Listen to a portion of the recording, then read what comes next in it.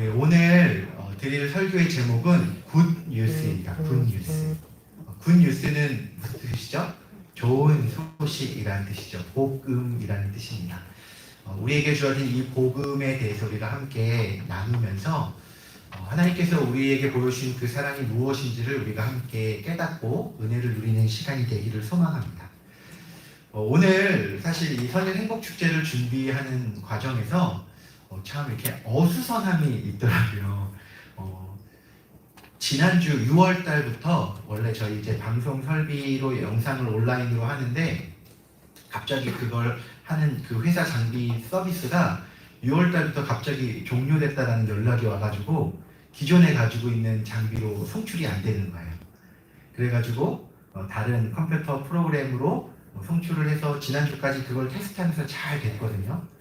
오늘 아침에 또 테스트 온라인으로 영상을 하려고 하는데 갑자기 오류가 나면서 컴퓨터가 꺼지고 리프팅되고 이런 어수선함이 또 있었어요. 그래서 아마 지금 온라인으로 보고 계시는 분들은 핸드폰으로 이렇게 디스습을 해가지고 여러 가지 어수선함이 있는 가운데 오늘 이 자리에 올랐습니다. 원래 그 복음을 전하고 하나님께서 은혜를 주시려고 할 때는 여러 가지 시험과 방해들이 있거든요. 오늘 이렇게 어려움들이 있지만 더욱 하나님의 말씀을 통해서 주신 귀한 은혜를 붙잡으면 좋을 것 같습니다.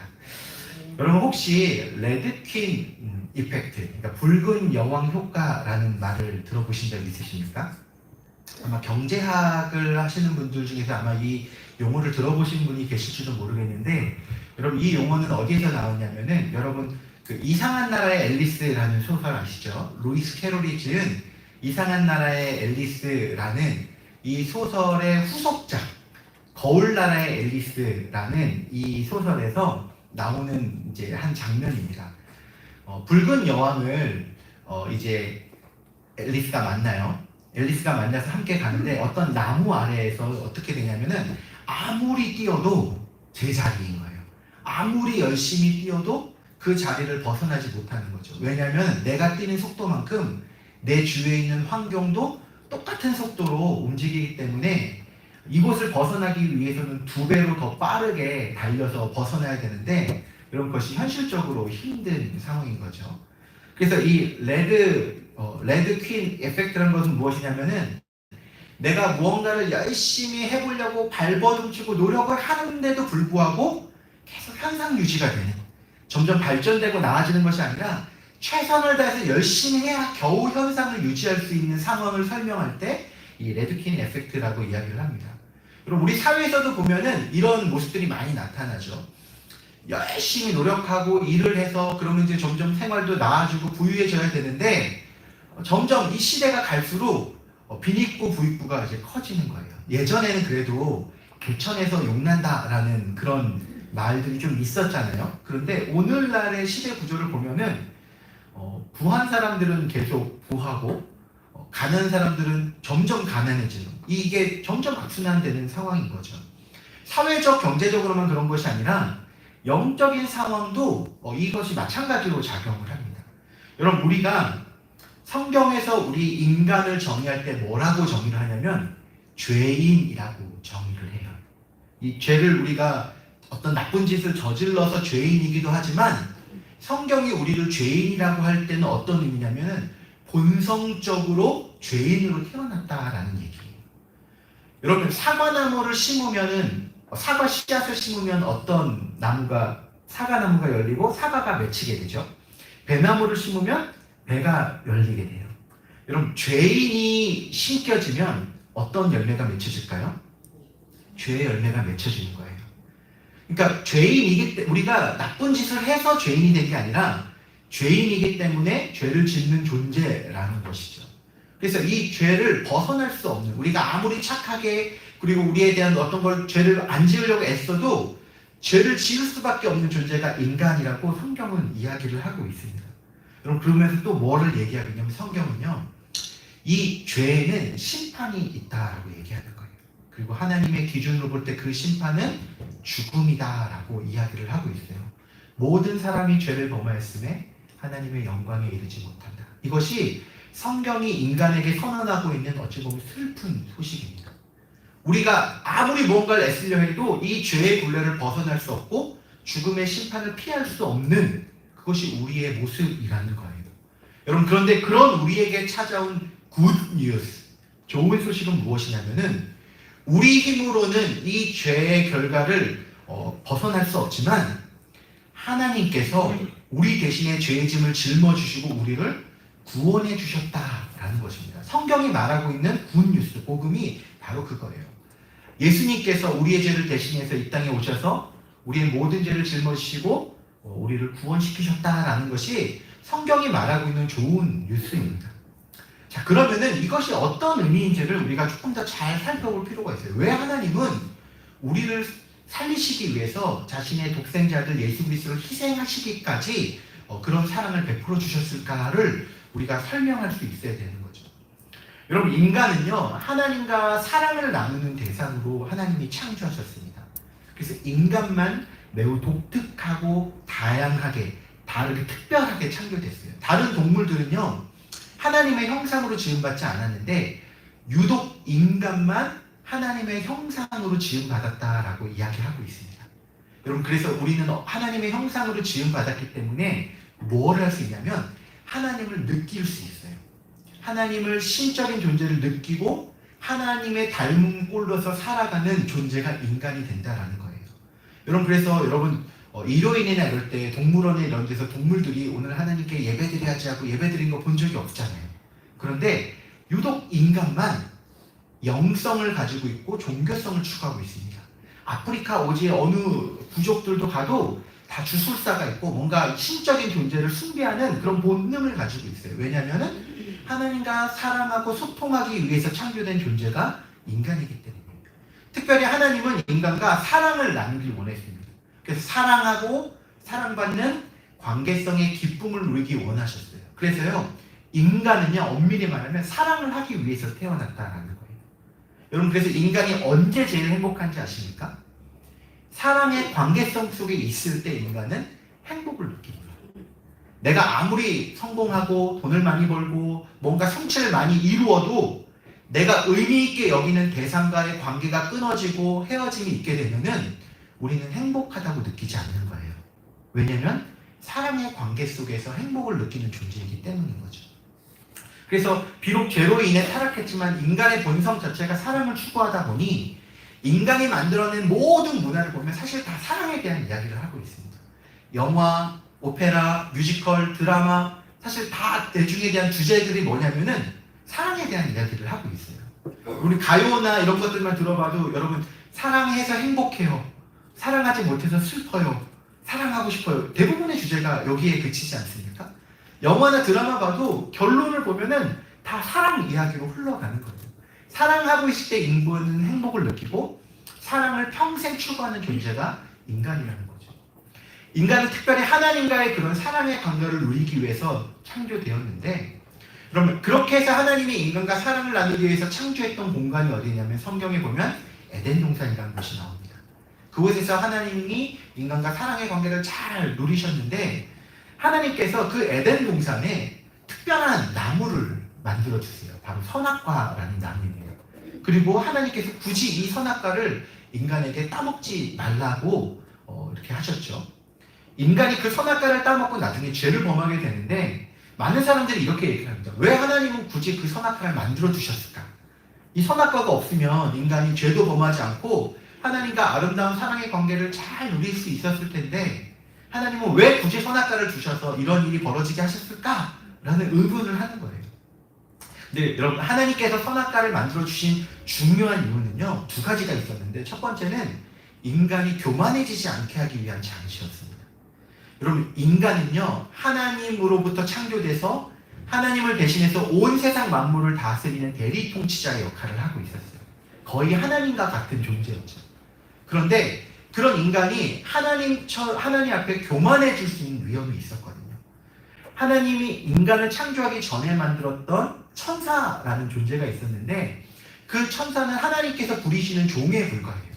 근데 그 종 중에 한 천사가 하나님께 돌려주는 영광을 보고 내가 그 영광을 취하겠다라고 하나님께 반역해서 타락했던 사건이 있었거든요.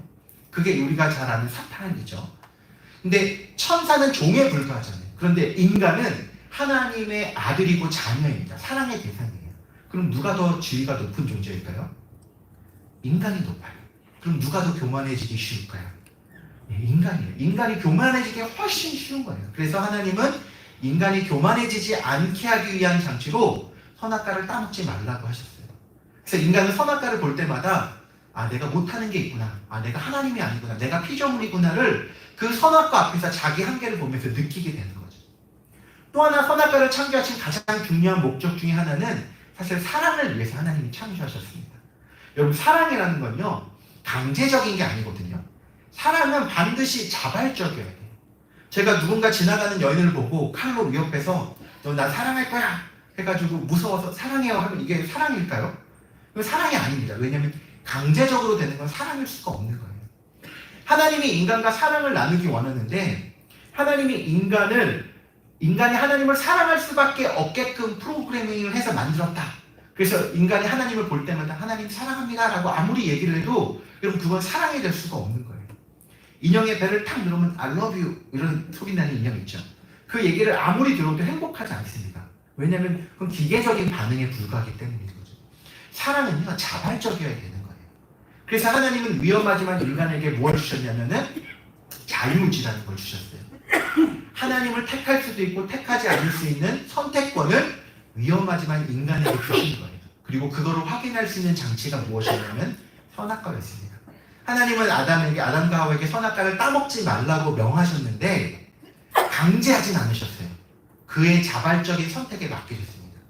그래서 어찌 보면 자유를 가지고 따먹지 않는 선택을 하는 거예요. 그걸 보면서 하나님은 뭘 느끼냐면은 내가 너에게 자유를 줬음에도 불구하고 내 말을 지키고 내 말에 순종하는 걸 보니 네가 나를 사랑하고 있구나 라는 것을 아담의 순종을 보면서 확인하는 거예요.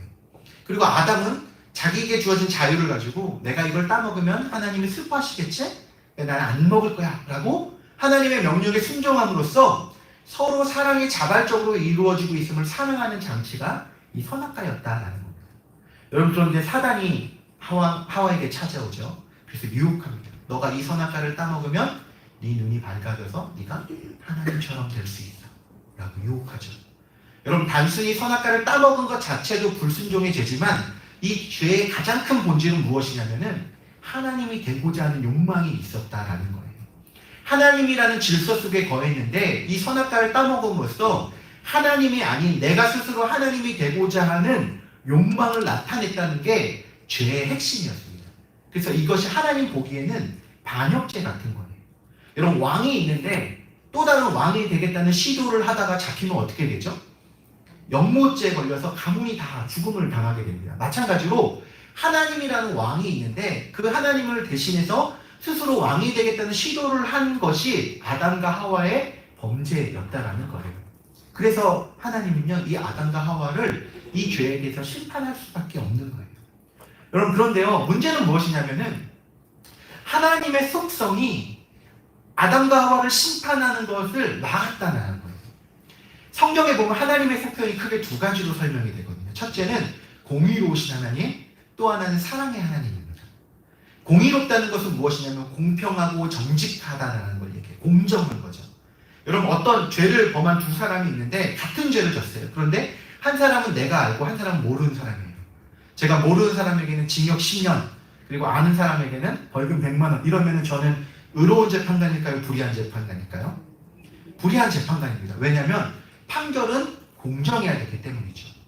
하나님이 아무리 인간을 사랑한다라고 해도 인간이 죽음의 형벌을 범죄를 저지르는 순간 하나님은 의로우신 재판관, 공정하신 분이기 때문에 반드시 어떤 선고를 해야 되는 것입니까?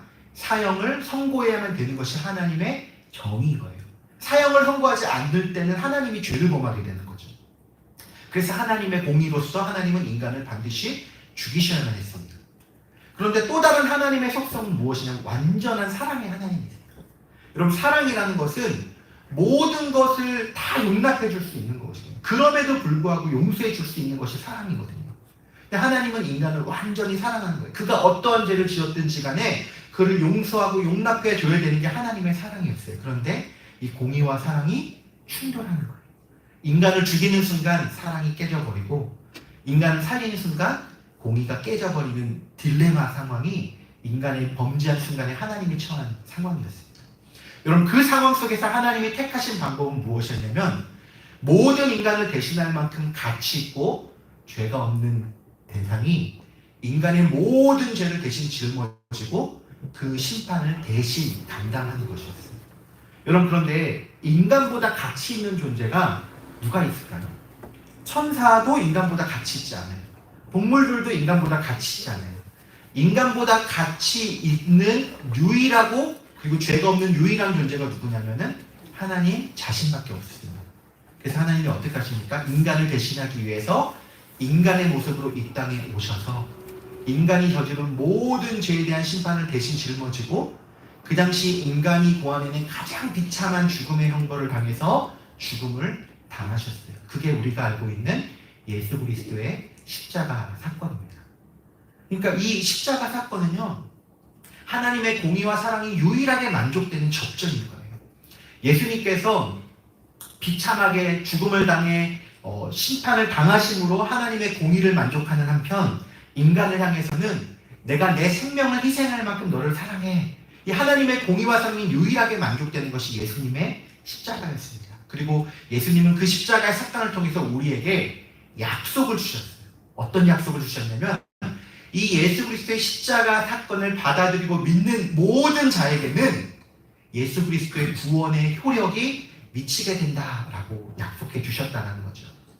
여러분, 한번 생각해 보십시오. 예수님은 온 인류의 죄를 대신해서 죽으셨죠. 그러면 온 인류가 다 구원받아야 되지 않습니까?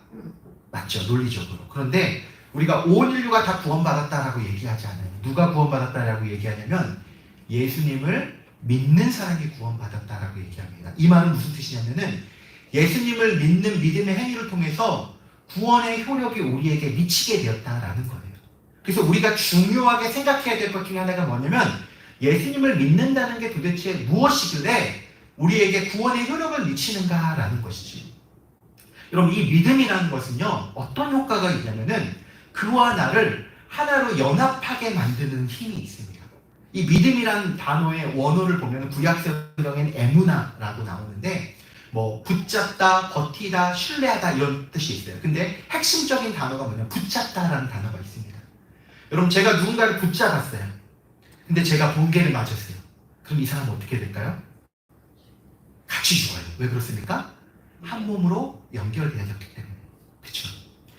예수님께서 십자가에 달려 죽으셨는데, 그래서 죄값을 치르셨는데 우리가 예수 그리스도를 믿어서 예수님과 한 몸으로 연결되어지면 어떤 효과가 나타나냐면 우리가 죄였던 그 모든 죄를 하나님 보시기에는 예수님과 한 몸 된 내가 대신 감당하게 되는 거예요.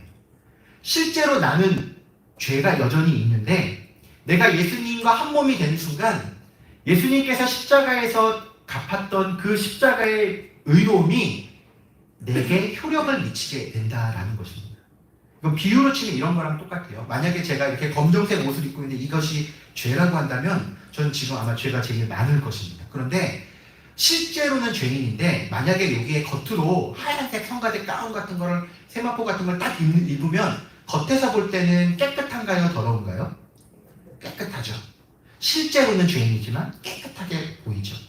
그거를 깨끗하다라고 인정해 주는 겁니다. 하나님이 보실 때 아, 너가 예수님을 믿어서 예수님과 한 몸 되어 있구나. 그러면 너는 깨끗하다고 인정해 줄게. 왜? 예수님이 그 죄값을 다 치렀으니까. 예수님과 한 몸 된 존재니까. 인정해 준다는 거예요. 그런데 예수님을 믿지 않으면 어떻게 됩니까? 내 죄값은 누가 치러야 되는 거예요? 내가 치러야 돼요. 그래서 죽으면 내가 심판을 받게 되는 거예요. 여러분, 그래서 우리의 구원은요, 내가 얼마나 착하게 살고 얼마나 선한 행위를 하고 무언가 열심히 하고 그런 거에 달려있지 않은 거예요. 딱 하나입니다. 예수님을 믿어서 예수님과 한 몸이 되면 예수님께서 치르신 구원의 효력이 나에게 영향을 미쳐서 내가 의롭다 인정을 받는 거고요. 예수님을 믿지 않으면 내 죄값을 내가 감당해야 해서 심판을 내가 당해서 죽게 된다라는 거예요. 그래서 우리의 유일한 구원의 근거는 어디 있냐면 예수 그리스도를 믿음으로 그분과 한 몸 되는 것에 달려있다라는 것입니다. 여러분, 그래서요, 성경에서는 우리와 예수님의 관계를 한 몸의 비유를 해서 나타내요. 신랑과 신부의 비유, 한몸된 연합체로 나타나고요. 나는 포도나무요, 너는 가지, 네가 내 안에, 너가 내 안에 있으면 열매를 많이 맺는다라고 얘기하고요. 감람나무에 접붙임된 그런 가지로 비유를 하고 한 몸의 연합체로 비유를 하고 있는 거죠. 여러분, 우리가 예수 그리스도를 믿음으로 그분을 믿게 되는 그 순간에 우리의 모든 죄가 우리의 모든 죄가 하나님 앞에서 씻음되고 구원받게 된다는 것입니다. 그 말은요, 내가 죄가 하나도 없는 깨끗한 의인이 됐다라는 얘기를 하는 겁니다. 예수님을 믿기 때문에 지금도 여전히 죄인이지만 하나님 보시기에 의롭다고 인정해 주신다라는 것입니다. 그래서 예수님을 믿기 전에도 여전히 죄인이었고, 믿고 나서도 지금도 우리의 본 모습은 여전히 죄인입니다. 하지만 그런 우리를 보시는 하나님은 예수님을 믿고 난 이후에는 예수님 안에서 해석해서 너는 의인이라고 인정해 줄게 해서 우리가 천국에 가게 된다라는 거예요. 우리가 했던 어떤 노력도 다른 것도 없이 오직 그 사실 하나, 예수 그리스도를 믿는 그 믿음만으로 우리가 구원을 얻게 될 수 있다라는 것입니다. 이 구원은요, 모든 사람에게 다 효력을 미쳐요. 똑똑한 사람, 키 큰 사람, 부유한 자, 가난한 자 아무런 구분 없이 예수님을 믿기로 결단하고 마음에 받아들이는 그 사람에게는 하나님께서 모든 사람을 구원하시기로 약속하셨다라는 것입니다. 그것이 우리에게 유일한 소망이라는 것이죠. 여러분, 이 자리에 오셔서 아마 인생을 살아가는 가운데 많은 여러 가지 문제와 어려움들을 다 감당하면서 살아가고 계실 것입니다. 그런데요, 분명한 사실은 무엇이냐면 우리의 삶 이후에 영적인 세계가 있고 그 영적인 세계 앞에서 하나님은 우리를 심판하신다는 거예요. 그런데 그 심판을 피할 수 있는 유일한 길은 무엇인가? 예수 그리스도를 믿고 그 믿음 안에서 예수님과 한몸 되어 구원의 효력을 누리는 것밖에 없다는 사실입니다. 여러분, 이 사실을 마음에 붙드셔야 돼요. 내가 하나님을 몰랐지만 오늘 이 자리에 여러 가지 과정을 통해서 오시지 않았습니까? 이 자리에 하나님께서 여러분들을 부르셔서 이 복음의 메시지를 통해서 돌아보게 하시는 거예요. 내가 너를 사랑하고 너가 내 안에 와서 우리가 다시 한번 사랑의 관계를 누렸으면 좋겠다. 하나님은 여러분들을 다시금 초청하고 계신 거죠. 여러분, 원래 사랑을 위해서 창조됐던 인간이 죄로 인해 하나님과 사랑의 관계가 다 끊어졌습니다. 그런데 우리가 예수님을 믿게 되는 그 순간에 다시금 하나님과의 사랑의 관계가 회복되어지죠. 그래서 우리가 이제 이후로는요, 하나님과 사랑의 관계를 누리면서 살아가는 것이 성도의 본 모습이라는 거예요. 예배 드리고 찬양하고 말씀 읽고 다양한 형태로 나타나지만 그 모든 것의 본질은 하나님과 소통하며 사랑하는 것에 있습니다. 그 과정 속에서 하나님을 더 깊이 경험하고 하나님의 사랑을 느끼게 되고 또 아직 하나님을 모르는 모든 자들에게 그 사랑을 전하는 것이 우리에게 주어진 사명인 것이죠. 여러분, 오늘 이곳에 아마 여러분들이 강권하고 때로는 억지도 쓰고 그래서 오시게 됐던 분도 계실 거예요. 그런데 여러분, 그 분이 사실은 여러분을 가장 사랑하는 분입니다.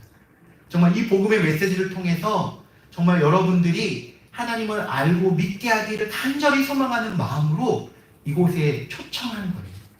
여러분의 마음을 이 시간 열으셔서 나를 향해 부르시는 하나님의 메시지를 한번 다시금 마음속에 되새겨 보시기 바랍니다. 하나님 여전히 우리에게 오셔서 사랑의 관계로 우리를 초청하고 계세요. 내가 너와 함께 하길 원해. 너가 힘들고 어렵고 그 죄의 굴레를 너 스스로 이겨내지 못하지만 내가 그 모든 어려움에서 너를 건져냈어. 이제 내가 너와 함께 할 거고 내가 너를 사랑할 거고 너를 돌볼 거야. 여러분, 하나님께서 우리에게 이 약속해 주시는 거예요. 여러분, 한번 우리가 예수님을 믿게 될 때 여러분의 마음속에서 새로운 삶의 변화가 시작하게 될 것입니다. 여러분, 그리고 이 예수님을 믿는다는 건요, 앞으로의 보증이 담겨있는 약속을 받는 거랑도 똑같아요. 여러분, 전능하신 하나님께서 우리를 사랑하셔서 우리가 죄인 되었을 때 독생자들 예수 그리스도를 보내주시지 않으셨습니까? 그렇게 우리를 구원하셨잖아요. 그러면 어떻게 하실까요? 우리의 모든 삶의 여정에서도 가장 좋은 길로, 선한 길로 여전히 우리와 동행하시며 인도하시는 약속이 그 구원 속에 다 담겨 있는 것입니다. 아무쪼록 이 자리에 오신 우리 모든 사랑하는 성도님들, 이 자리에 처음 오신 분들도 계실 것이고 이전에 교회를 왔다 갔다 했던 분들도 계실 것이지만 이 자리에 전해지는 그 복음의 메시지를 마음에 새기고 정말 하나님의 부르심에 반응할 수 있는 우리 모두가 되기를 소망합니다. 그 마음으로 주님께 나아가며 그 마음의 문을 열고 하나님 앞에 좀 나아가 봤으면 좋겠어요. 처음은 어색할지 모르지만 예배 가운데 하나님을 만나고 그 하나님이 나에게 어떻게 이야기하고 계신지, 나를 어떻게 부르고 계신지 반응하며 주님의 사랑 안으로 그 주님 앞에 다시금 나아갈 수 있는 저와 여러분이 되었으면 좋겠습니다. 그런 마음으로 주님께 나아가는 우리 모든 귀한 성도님들 되시기를 주님의 이름으로 축원합니다.